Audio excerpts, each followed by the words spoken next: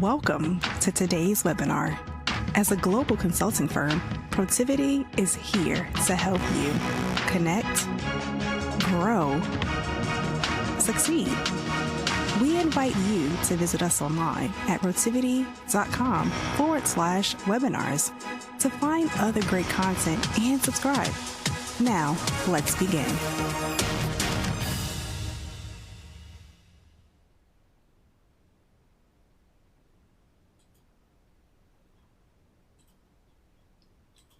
Welcome to the Vision by Protiviti webinar, a new social contract, cultivating government for good in a rapidly changing world. I'm Joe Kornick, Editor-in-Chief of Vision by Protiviti, a global content resource examining big themes that will impact the C-suite and executive boardrooms worldwide. Over the last several months, we've been exploring the future of government, and I'm thrilled to be able to share with you some of what we learned so far, from e-government and the digitization of services, cybersecurity, data protection and privacy, to AI, emerging technologies, and the evolving nature of public-private partnerships. As you can probably imagine, challenges facing global governments are significant, and political unrest and geopolitical risk are omnipresent. In just a few minutes, we'll be digging into all of that using data from our exclusive Protiviti-Oxford Executive Summary on the Future of Government survey, where we ask global business leaders to tell us what they expect from government and how it will impact their business over the next decade and beyond. But first, some housekeeping. Google Chrome or Microsoft Edge are the recommended browsers for today's event. If you're having trouble viewing the program, please log off and back on using one of those browsers. If you continue to have issues, please try refreshing your browser, and if that fails, message us in the Q&A box. Please also use that Q&A box to submit questions. We'll respond to as many of your questions as time permits at the end of the webinar. Today's webinar is being recorded and will be available on demand. There are materials we think you'll find valuable in the Resource Center, including Vision by Protiviti Future of Government content from all of our speakers today. So be sure to check that out when you have a free moment. For those seeking CPE credit, please answer at least 3 of the 5 polling questions that we'll be asking today and remain on the webinar for at least 50 minutes.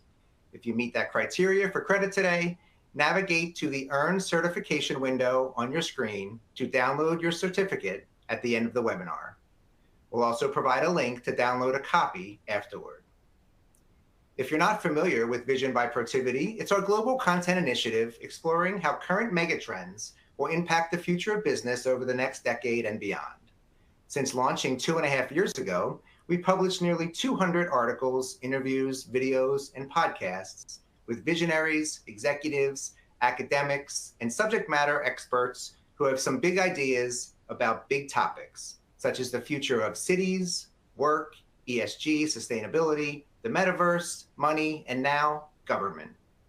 Please visit our site at vision.protiviti.com to explore all the content we've posted thus far, but specifically the future of government, including, as I mentioned, content by today's speakers. Those can be found in the Resource Center, along with a link to subscribe to Vision by Protiviti. Speaking of, I would encourage you to subscribe to join us on this journey and to begin receiving our bi-monthly newsletter highlighting all of our new content. And here's a sneak peek. Coming this fall, we'll be exploring the future of privacy. Subscribing is free and will unlock exclusive materials, including the full Executive Outlook report that we conducted with the University of Oxford. In just a minute, we'll dive into that data of the current report on the future of government, which was just released last week, so very timely. To help us dive into that data and more, we have outstanding speakers lined up for today. First up, we'll have Oxford's Dr. David Howard, the lead author of the report. He'll walk us through some of the key findings from the research that I just mentioned. Next, we're happy to have Kathleen Creighton, former Director of Cybersecurity for the U.S. Navy and former Rear Admiral, and she'll be joining Perry Keaton, Managing Director and President of Protiviti Government Services, Cybersecurity and Privacy. As we speak right now, Perry is actually on stage at a conference, so we did record that conversation a few days ago. Perry also interviewed Kathleen as part of our Vision by Protiviti content, so be sure to check that out in our resource center as well. Finally, we're thrilled to have the World Bank's Ed Alawa-Akiri, Senior Advisor and lead author of the World Bank's Future of Government report. Charles Dong, Protiviti's Global Public Sector Lead, was fortunate enough to interview Ed as part of the Vision by Protiviti content as well. You can find that Q&A in our resource center. Feel free to click any of the speaker bios for more information and to connect with any of them on LinkedIn. As you can imagine, I'll be asking our guests lots of questions today, but you don't get a free pass on answering any questions. It's time for our first poll question. That poll question is, what impact, if any, do you anticipate the government will have on your overall business success over the next decade? Extremely negative, somewhat negative, neither positive nor negative, neither positive nor negative, somewhat positive, or extremely positive. And just a reminder that you will perhaps need to scroll down to see all the responses. And please be sure to hit submit to register your selection. So we're going to be asking you 5 poll questions today. These are some of the same questions we asked in our very same survey. Just give it another minute or another few seconds before we publish the results and see what you had to say. Okay, looks like we've got a decent, almost all of you have answered the first question, so why don't we take a look at the results? So looks like we've got some negative, about half the audience actually is on this sort of the negative side. Not a whole lot extremely positive, some somewhat positive, and a little less than a third are sort of neither. Well, I can tell you that that's a bit different from our Oxford survey. Our business leaders were certainly a bit more optimistic. In this chart, you'll see we actually broke this down by geography here. So we're talking about the 3 different regions that we looked at: North America, Europe, and Asia Pacific. But in all, 50% of global business leaders were positive. Only 18% were negative, thought it'd be a negative impact, and about 32% said neither, so about a third. So I think some interesting responses there. We do have another poll question before we get into our first speaker, and that's, what level of involvement, if any, do you think government should have in correcting market failures caused by financial conditions through either regulation, taxation, subsidies, or incentives? And those responses are no involvement at all, little involvement, moderate involvement, substantial involvement, or extreme involvement. These questions, again, came directly from the Global Executive Survey that we conducted with Oxford. And again, you might have to scroll down to see all the responses, and please make sure you do hit submit so we can make sure that we register your result.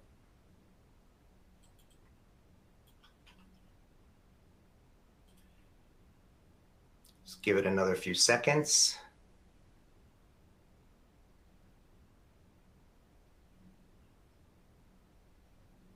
We really do appreciate you taking a few minutes to answer these for us. I think we're probably okay to go ahead and publish the results here. So it looks like our moderate involvement is sort of leading the way. Little involvement, not a lot on the substantial or extreme involvement. Again, I can tell you that these answers do differ from our global business leaders that we took a look at. Here you'll get a chance to see what our global business leaders said when we asked them that same exact question. Significant was about 24%, substantial 30%, moderate about 33%, and little to no about 13% combined. So I think it's interesting. There is already a discrepancy I think we're seeing between our audience and our global business leaders.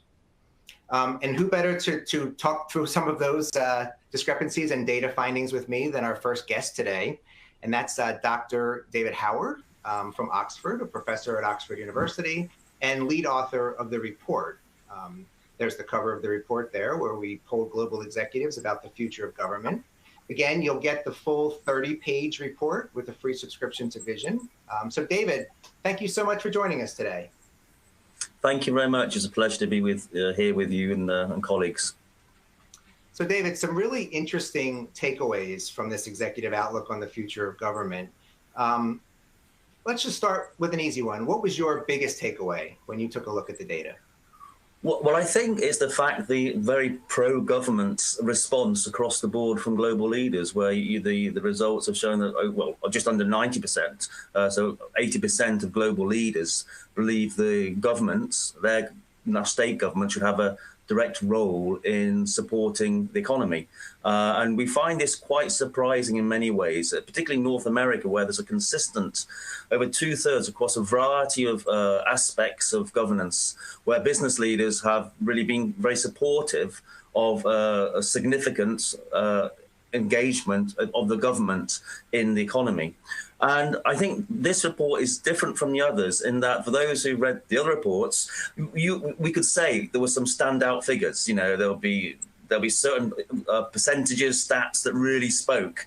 This one, it's a consistency of support or pro-government response. So the report is 33 pages. There's 52 tables and figures for those who want to engage in it. And we actually kept those figures in because it's almost the attrition of support from moderate to very positive for government intervention, which was a great surprise. So that was our main takeaway, and I think it's quite a surprising report to go through. And I think there's been a question already about how many business leaders were interviewed, and there were 250 global business leaders from around the world, 40% in Asia Pacific, 40% in North America, and 20% in Europe, across a variety of industries and financial sectors, etc. Right, and I should say those are telephone interviews, actually, since we're interviewing C-level executives, CEOs of companies, board of directors. And David mentioned all the different reports that we've done. I should note that we have been with Oxford since we launched. So every one of those themes that we've talked about, that I talked about in our intro, we have done an Oxford report with 3 professors from Oxford who've helped us out with all of these reports. So really interesting, and we're really incredibly proud of that relationship we have with Oxford, and able to, to be able to bring you those types of research reports. Interesting, David, you mentioned just sort of how much global business leaders believed in government's ability to sort of move the needle in several different areas.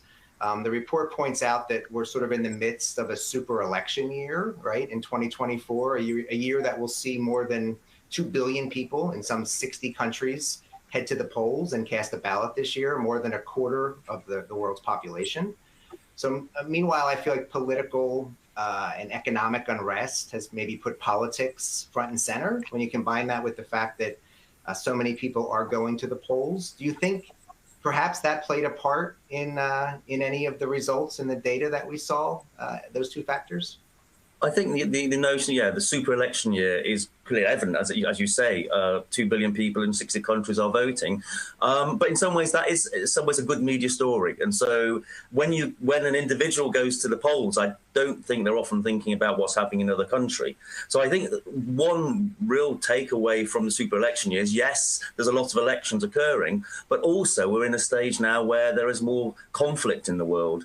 And the sort of post-war peace dividend, if you will, that meant there was stability in many regions, obviously not all, after the Second World War, is suddenly fading. And as a recognition, actually, if you look at current conflicts, governments are playing a role in terms of trying to address these political and economic challenges in areas whereby businesses really can't engage. In some of the conflicts and stability we're facing today, it's the role of governments that are hopefully bringing a more a less risky environment, obviously, for individuals and businesses overall.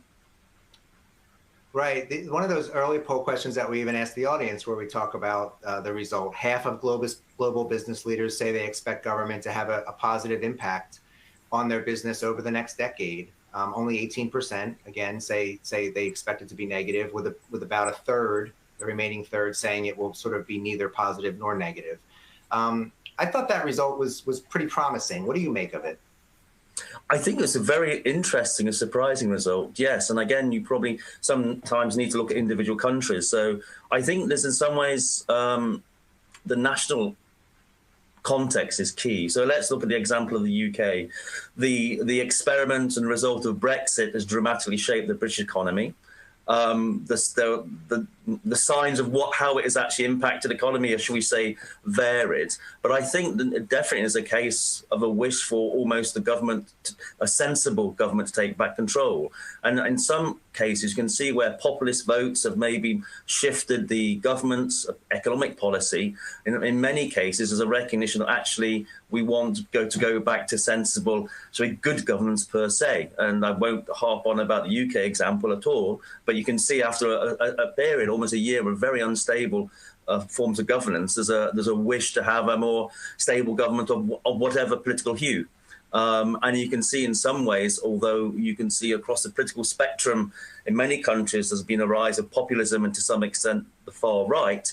In many cases, those political extremes are being moderated to try and present to the electorate a more centre-right, if you will, or at least some more moderate economic policies. So in some ways, that call for governance is a call for good governance, and in some ways less extreme, if you will, sensible, productive and pro-business type of governance. And as I think the report says, and I think you've already mentioned, some of the big pictures really need governments to come to the fore. And that's why I would argue that the majority of global leaders recognise some of the big issues can only be dealt with by effective and good governance.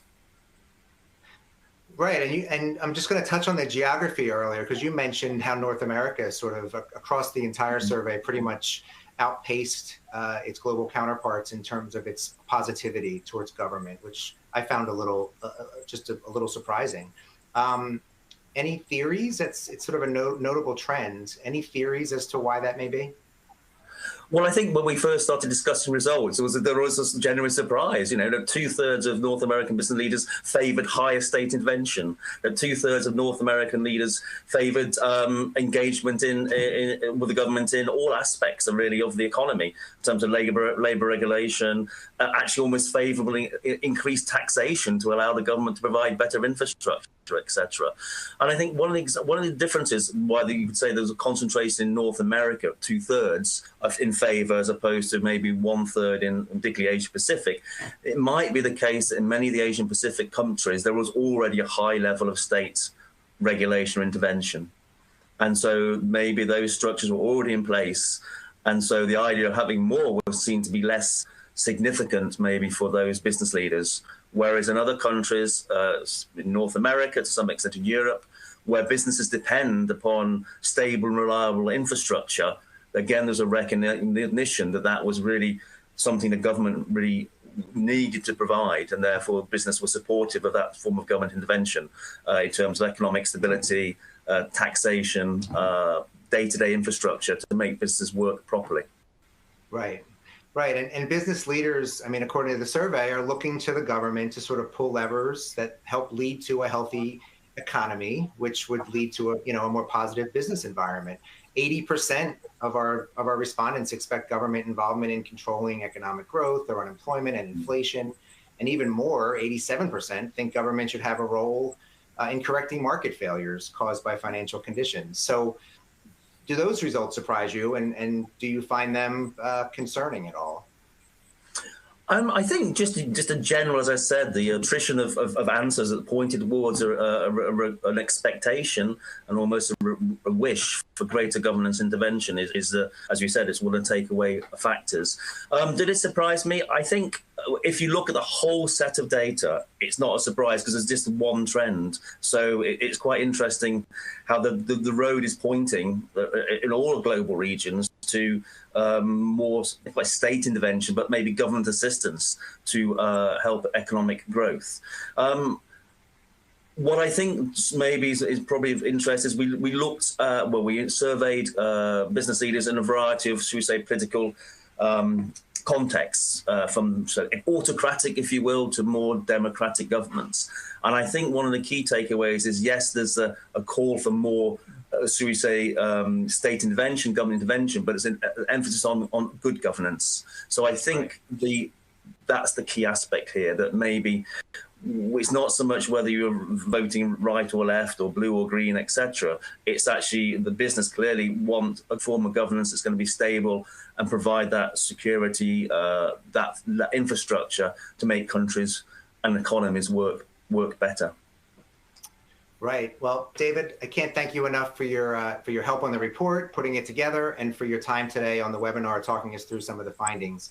Really appreciate it. Again, as David said, the report is 33 pages. There's a lot in there to dig into, so we certainly would encourage you to log on to Vision, subscribe with an email, and download your copy of the report. David, thank you so much, and hang around for some audience Q&A at the end, would you? Thank you very much indeed. Always a pleasure, Joe. Thank you. Great. So I'm going to move right into our next poll question, our third question, which is, what level of involvement, if any, and we just talked about this, do you think government should play in regulating emerging technologies? This is what we're going to be getting into with our next speakers, such as AI and deep fakes. The results around this were, I think, pretty surprising. No involvement at all, little involvement, moderate, substantial, or extreme involvement. Again, you might need to scroll down a little bit to see all the results, and please make sure you hit submit when you do submit your question. Your responses.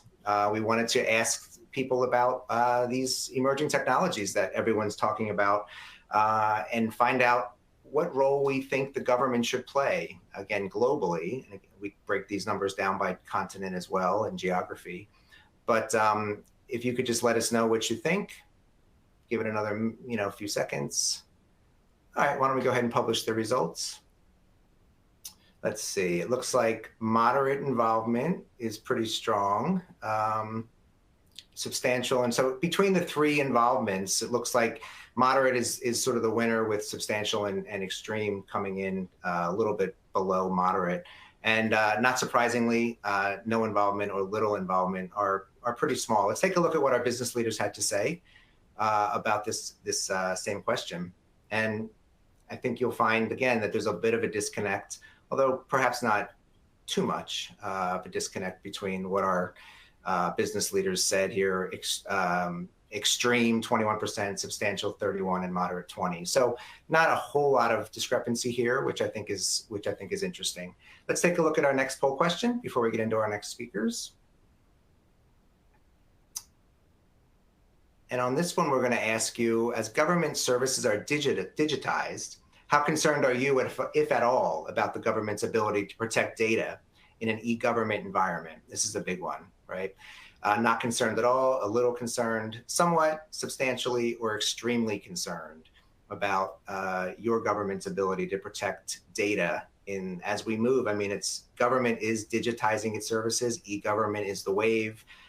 There are some places in the world that are doing it a lot more than others, but all are sort of on that track. We're all just sort of in different places on the track, but we will all be there eventually. The days of paper and PDFs and printed documents are clearly coming to an end. So let's take a look at those results as well. Somewhat concerned, yeah, not surprising. We only have a few people that are not very concerned, but the vast majority of folks are more concerned. Let's take a quick look at our results from our survey. Here you'll see that we've got, again, pretty similar from what our survey responses said and what our business leaders said. So we really do appreciate you taking some time to answer those polls for us. And at this point, I'd like to bring in our next two speakers. Again, it's a video. It's Kathleen Creighton and Perry Keating.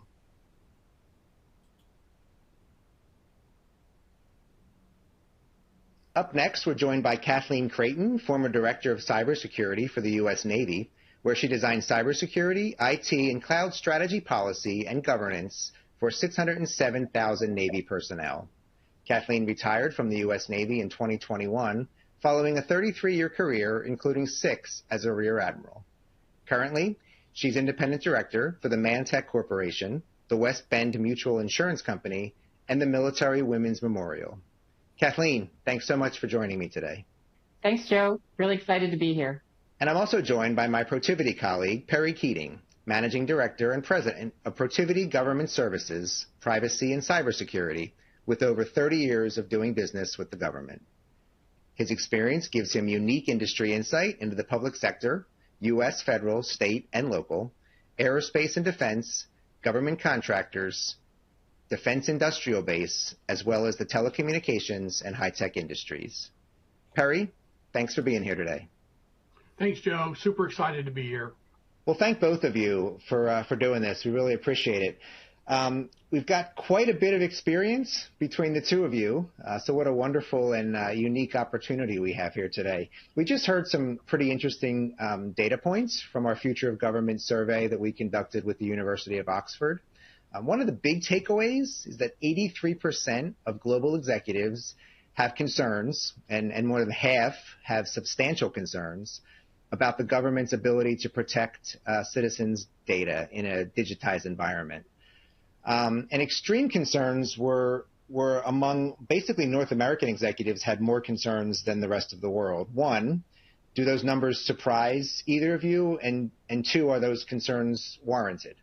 So, Joe, the numbers don't surprise me, but I think they reflect just a kind of a general fear as people realize just how valuable data is to everyone, to individuals, to businesses, to government. And so that recognition, makes them concerned. But I would suggest that they really shouldn't just be concerned about the government protecting their data. They should be concerned about everybody who collects data.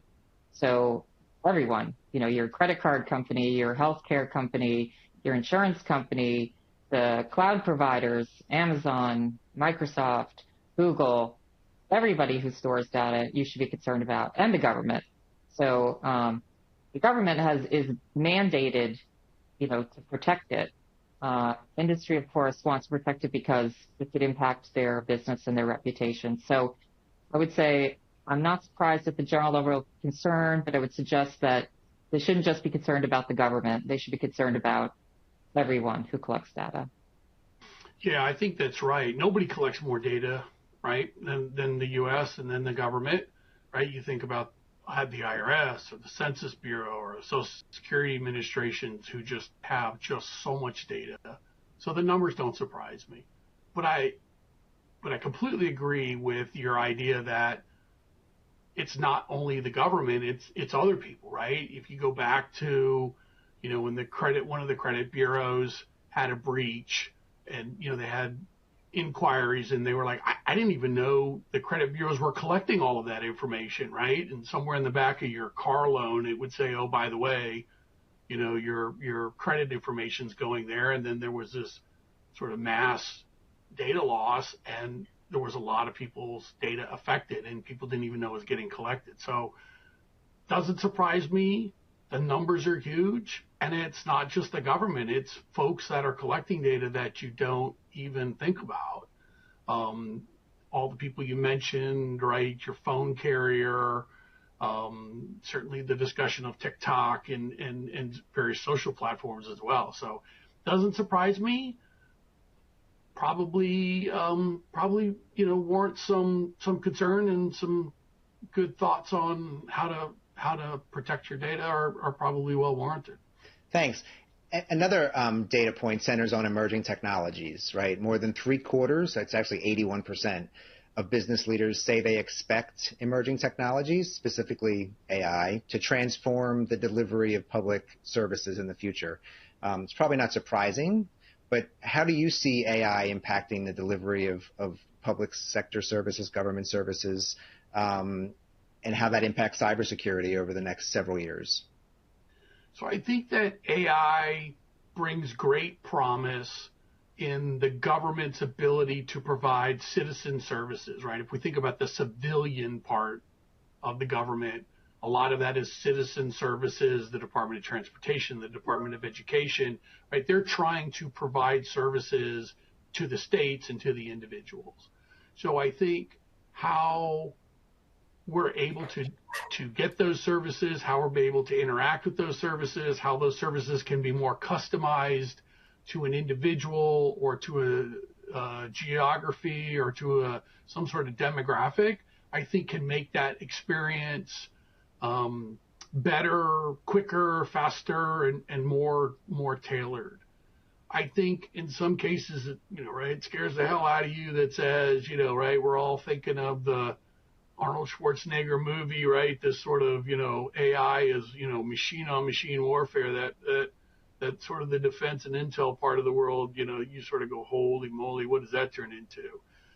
So I think that part probably scares us some more. So I think, like many emerging technologies, you're like, hey, here's great hope, here's great, benefits, and then we flip the coin and go, and there's some big liabilities there. So sort of a yin and yang kind of thing, right? I totally agree. It's interesting. I read a statistic that Accenture did a study, came up with that they believe that governments could save $500 billion between now and 2026, 2 years, through the use of AI for delivery of services. So clearly, we believe that there's something there in terms of automation, customer experience, making things more operationally efficient. So, huge promise. But we're going to have to do this thoughtfully, right? I mean, we're going to have to figure out train on it, you get the tactics, techniques, and procedures, the governance. So there's a lot of work to be done. And I can tell you that at least, in DoD, there's no belief that they're going to allow, machine-on-machine warfare in any near future. But, I mean, just look at Ukraine. I mean, look at all the usage of drones. So, who would have thought that just a few years ago? Or we did know that a few years ago, but just the proliferation of autonomous systems. So it's coming, and I believe the best thing we can do is just start, be thoughtful, start using it, experiment, figure out how we can use it.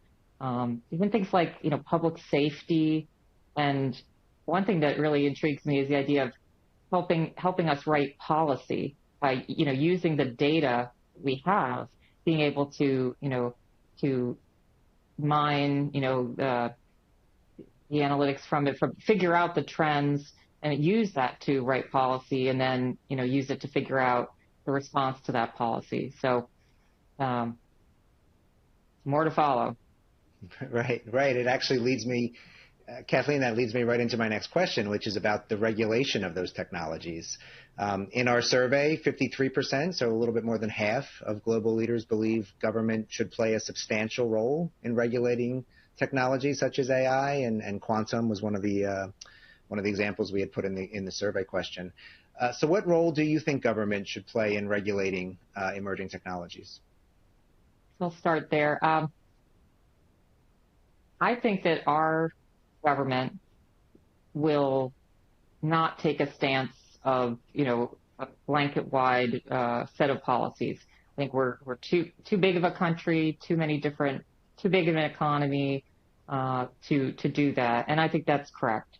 So I foresee a kind of a bottoms-up approach, maybe within each industry, with each sector, and an emergence of different regulations and private-public partnerships to figure out the right answers. And also, it's going to change because AI is going to change rapidly. So it's going to have to be fluid. But I think that's the way to able to ensure that we're still able to innovate and we get stagnant. But I mean, there'll be many people who are frustrated, who want, a big government, big brother, if you will, laying down the rules. But I don't think that would work in our country. I think that's right? A single homogeneous across the board answer, I don't think is going to work. Because I agree with your premise that says for AI and quantum, it will mean very different things for very different industries, right? What it means in banking versus what it means in manufacturing versus what it means in, defense, I think will be very different. So I don't see how we'll have some large, homogeneous, federal set of regulations that will apply to all. I don't know how that would work. I do think it will be tailored and customized depending upon which industry or which use or where you are on what that's gonna look like. I do think if we somewhat look at a slightly different view, which is from a law enforcement standpoint, it's going to make the game a lot harder, right? I mean, if you're a bad guy and bad actor and you want to do certain things, it's going to be a lot harder to sort of figure out who you are and where you are and how I can either stop you from doing it or after the fact figure out how to clean it up. So it's certainly going to have some challenges, and probably one of the biggest ones is we're not sure what AI looks like and quantum looks like 10 years from now. So how do you write the regulation for you're not quite sure what it's going to look like? Certainly gives those of us in the policy business tough thought on how to respond and what's the most appropriate response. So I think we'll get it right, but we'll probably miss a couple of we'll get a couple of mistakes in till we get it figured out. So it'll be exciting for sure. Yeah, following up on that, Perry, you mentioned bad actors, and I have to ask, I mean, these technologies can be and will be and probably are already being used right now to disrupt democracies and cause political unrest all over the world. Are governments ready for this future? And if not, how do they protect their national interest, their national security, as well as their citizens' interest and their citizens' privacy ultimately? Yeah, so I think it's a really good question. So when I think of political unrest and nation state behavior around the world, I think there have been several times in history where you're like, this technology is going to solve whatever it is, right? The invention of whatever it is. And so I always go back to the concept of gaming theory, right? So if you thought about any sports team, you're like, as soon as a bad guy figures out a new game, then we got to figure out a new defense. And then as soon as we get a new defense that's so good, it forces them. So I think the idea that it's stagnant, I think has not changed in 5,000 years of world history, right? Bad guys have always done things. Good guys have always tried to figure it out, or figured out a way to counter it. And then, you sort of flip the game in the other direction. So I think what's really different in this case is speed, right? If you thought about, sort of the rate of change historically, it has gone at a certain pace. And I think now you're talking about things moving so fast that you actually find out about the breach after the breach has happened and all the data's gone. And so I think the speed becomes the tough part of sort of this new gaming back and forth, the rate of change and the speed at which the game's played, I think becomes sort of the new game. Yeah, I concur, Perry. I think speed and capacity, right? So I don't think right now we're ready for the amount of disinformation that will be created, in society, in our country. I was watching the news last night, and there was a story about a school, high school principal in Maryland who had been suspended because the tape was found where he made racist and religious inappropriate comments, and he was suspended. And then there was an investigation done, and it turns out it was disinformation. It was AI was used with his voice to, make these statements, and he was exonerated. But it took months and months, right, to do this investigation and to find out. So, I mean, if this type of thing is happening all the time, we're going to need the capacity, like you said, the speed, and the tools that can, prove the veracity of the voice. This is Perry, Keating. This is Kathleen Crichton's voice, and so we're going to need capacity, and I don't think we have that in our government right now, in our law enforcement, and we're going to need to get it. And some of those are really good, right? I've seen some of the, um, you know, the actors who are very concerned about their voice. They have a very distinctive kind of voice, and you've seen some of the stuff that's been created, and you're like, that's really good. Like, I'm not really sure whether that's Morgan Freeman or whether or not that's a make believe. And so, you know, they're so good. And again, you can just think if they could do that to a principal in Maryland, right? If you took the president and had him make some misquotes about the Middle East, right, could really set that into a turmoil, and we don't have months to undo it, right? It's people are going to react immediately. So yeah, it's a little bit. It's going to be a little bit scary. They're already really, really good, and you kind of wonder how much better they're going to get, right? Is this really Perry or is this really a recording, right? No doubt. Exactly. Right. Perry, I'm wondering right now if this is really you talking right now. I know you could be dazzled. I could be lying on the beach drinking margaritas. So. No, but in all seriousness, right? Deep fakes are a huge issue going forward, and it's scary to think about. So you've both been really generous with your time. I appreciate it. I just have one more final question from each of you. And that revolves around sort of the next 3 to 5 years, or maybe even take it out to the end of the decade. That's up to you. Optimism or pessimism? Do you think we'll get this right? I think that's such a key question, and we're all really, really curious to hear your answers. Again, I'm a glass half full girl. I'm going to say that we will fail many times, but in the end, we will succeed enough to ensure, our economy and our national interests and our national security is preserved. But I would not be surprised if there are, numerous incidents where America stops and says, how have we let this happen to us? And critical infrastructure is to me is the big concern. So I think I'm overall optimistic, but I believe it's going to be a journey, and there are going to be failures along the way, and we're just going to have to, pick ourselves up, learn from our mistakes, and get better. But things are going to move fast, and we have to be ready and prepared to move fast, fight hurt, and learn from our mistakes.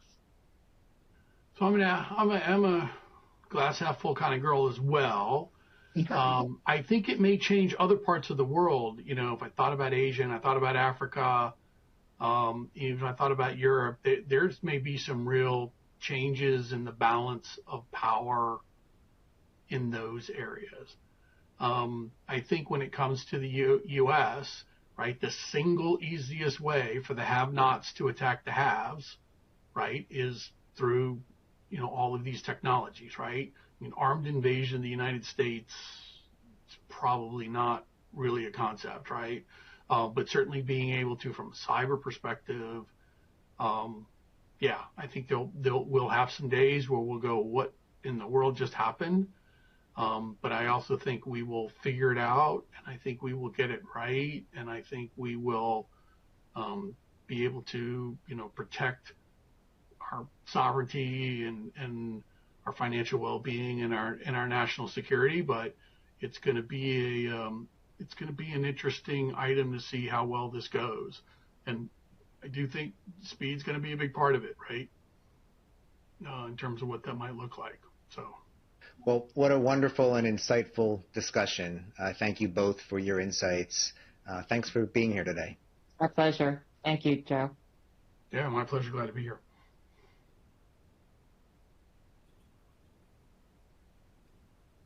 Thanks, Perry, and thanks, Kathleen, for that. We really appreciate it. We have one more poll question we'd like to ask you before we get to our time with the World Bank and Ed and his Future of Government report. That question is, how likely or unlikely is it that your business will collaborate or cooperate on a specific project or as part of a formal partnership with a government entity over the next decade? extremely, somewhat, neither likely nor unlikely, somewhat likely, or extremely unlikely. Again, you might have to scroll down to see all the responses. Here we're really getting at the core of the public-private partnership and what that may look like. And we're going to be talking to Ed from the World Bank about that in just a few moments, or actually just a minute from now. So really excited to see what he has to say. We'll just give it another few minutes. I'm sorry, a few seconds to get a few more responses in before we go ahead and publish our results. Okay, let's go ahead and publish our results and see what we got. So it looks like pretty even split between somewhat unlikely and somewhat likely, with some sort of about 1 in 5 being somewhere in the middle. Actually, a pretty fair separation of answers here across the board. So a little different from what we saw in our survey. But now I would like to welcome in our next speaker, and it's the World Bank's Ed Alawi-Akiri. Ed's the director of the World Bank's Future of Government report. We based a lot of our initial content off this report when we launched our Future of Government topic. It's a call to action for governments around the world to reinvent themselves as they face unprecedented health, economic, and fiscal challenges. Be sure to check out the Vision Q&A where I mentioned where Protiviti's Charles Dong talks to Ed. And we also have a copy of the Future of Government report from the World Bank in our Resources Center as well. So you should be sure to check that out as well. Ed, thank you so much for joining me today. My pleasure, Joe. So Ed, the world, we just sort of heard a bunch from Perry and Kathleen about the world sort of where we are and sort of at an inflection point with 2 visions for the future. I know this was part of the World Bank's report. One builds on the progress governments have made to create a future focused on citizens, equity, and cohesion. The other involves increased uncertainty, inequality, poverty, and even suffering. So, Ed, we've been talking a lot about our data from that Oxford Protiviti survey. I just wanted to start off by getting a quick reaction to one of the data points from that survey. And that's nearly 6 in 10 global business leaders say it's likely their business will collaborate or cooperate on a specific project as part of a partnership with government. I think that's quite promising. What do you make of those numbers? 60% of executives think that they'll work with the government in the near future. Absolutely, very promising, Joe. And one will expect that that number will even be higher in future. And why is that? One estimate puts the total SDG financing gap at about $4 trillion per annum through the year 2030. To meet that gap will require private sector financing. The governments just do not have that kind of money. Governments need to leverage the capabilities and resources of the private sector to do more with less while meeting the increasingly higher expectation of their citizens. So from my perspective, if governments choose to develop in-house capacity and mobilize resources to do everything that they need to do, then the result is going to be an increasingly bloated and inefficient public sector. So consequently, if you look at the report, the Future of Government report, which I know you've read very well, one of the 4 questions we posed is, how should government deliver? Okay, this is really about how governments deliver social outcomes with available resources, but also with support from non-state actors like the private sector you just mentioned now, and then other actors like religious organizations, civil society organizations as well. And my conclusion is that as government thinks through this question, they will better appreciate the benefits of leveraging private sector's capabilities and financial resources, and that number will keep going up. Right, and you mentioned the report, the World Bank report, so much to dig into there. A big section of it focuses on private-public partnerships. It's also a call to action for a new social contract between governments and citizens. That's what the World Bank is sort of calling for. What are the key elements to that new social contract? What should global governments be focused on? Thanks, Joe. Let me just start by clarifying what we mean by a new social contract, or really why do we need a new social contract? If we look across the countries, and I think one of the earlier speakers was referring to that, you will find that many people are dissatisfied with public services and the economic opportunities they have. You will also find conflicts in different regions of the world. And you will find various forms of polarizations in every country, whether it's political, religious, or other kind of polarization. You will also see angers being expressed through demonstrations and other ways due to dissatisfactions with the existing social contract. So that's why we need a new social contract. So to your question on what are the elements of this new social contract, it's really the same in terms of elements as the whole the existing social contract. It's really about what governments do for their citizens and what citizens do for their governments. Those are the two elements. Now, recognizing that governments face changing and growing demands from their citizens, a new social contract should be developed based on a re-examination of the two elements we just talked about, what governments do and what citizens do. And what we have advised in the Future of Government initiative is that government should focus on this re-examination by thinking through 4 key questions. And this will involve non-state actors in the process. So the first question is really, what is the role of government based on the key outcomes that citizens want to see? A second question is, how can government deliver, which I mentioned earlier on in my response to your first question. And then the third question is, how can government be more productive? And this is really about effectiveness and efficiency. And lastly, how can government build trust? And that involves having the new contract, delivering services that meet expectations, being accountable and transparent in the process of delivering services, and also managing factors that are outside the control of government but can affect trust, like the deep fake that you mentioned in your previous conversation. Right. Ed, the report mentions that for a renewed social contract to be sort of sustainable and effective, it needs to be supported by what the World Bank calls an elite bargain. Can you describe that? What do you mean by an elite bargain? Okay, thanks.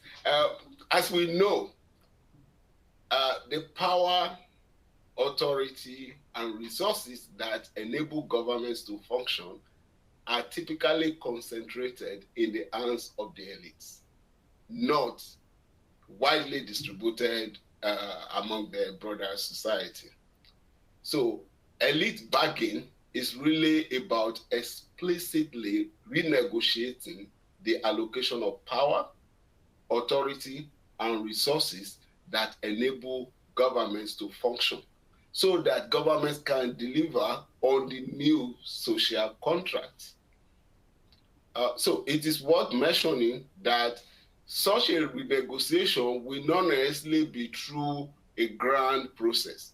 I mean, it's not like you call the elites and then you sit down and begin to have one conversation. It will most likely consist of small deals, a number of small deals that may take place in different sectors of the economy, different levels of governments, and in different regions.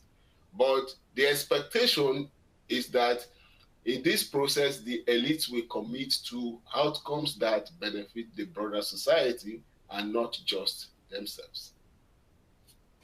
Right, and I know the World Bank believes in a broad range of sort of coalitions and teams outside of government will be critical to meeting these goals. How can these coalitions sort of come together? The private sector, higher ed, local groups, national associations, or global partnerships like the World Bank, for instance, cooperate and collaborate to bring about the necessary change that you're sort of arguing for? So you're absolutely right that change is difficult, but ideally, governments will play the role of a convener to be able to build this coalition. And the government can begin that process by starting conversations within the government itself, with various institutions, levels of government, and also conversation with outside groups like the communities, the civil society organizations, the private sector. So governments can build this coalition in different ways. For instance, with each group of stakeholders separately, or with a group of stakeholders depending on alignment of interests. I must also say that it is possible that non-state actors can come together as a coalition for change, and they can start the conversations among themselves and then put pressure on the government for transformation. Or you could have different groups coming together based on alignment of interest, like civil society organizations and communities, and then advocating for change and then collaborating with the government accordingly. Right. Right. And governments, as we know, are often productive when it comes to developing policies and plans, but maybe less productive when it comes to implementation of those plans. So how can we make sure this future government report is not just an aspirational document, but rather a playbook that will affect change? Thanks. I must say that there is really no magic wand to ensuring that the future of government report will be used effectively. What we can do is to find ways to support the stakeholders to really get started and take the initial steps, okay, the conversations that I talk about, and then they can then begin to move along the process. But I think there are a few things we can do that might be helpful. First, creating an awareness that implementation is going to be challenging, as you mentioned, and that implementation rarely goes according to plan, but that change can still be delivered. But that will require persistence and focus. So if we can create that awareness among the stakeholders, it will be helpful. Then another thing that will also be helpful is ensuring that the stakeholders are well prepared to be flexible, to learn and adapt along the process of making the transformation. And I must also say that we will need advocacy and support from all quarters. But from the World Bank side, we are well equipped to accompany governments in this process. For example, as you may notice on our website, we are developing a lot of tools to support the government to embark on this critical initiative. Right.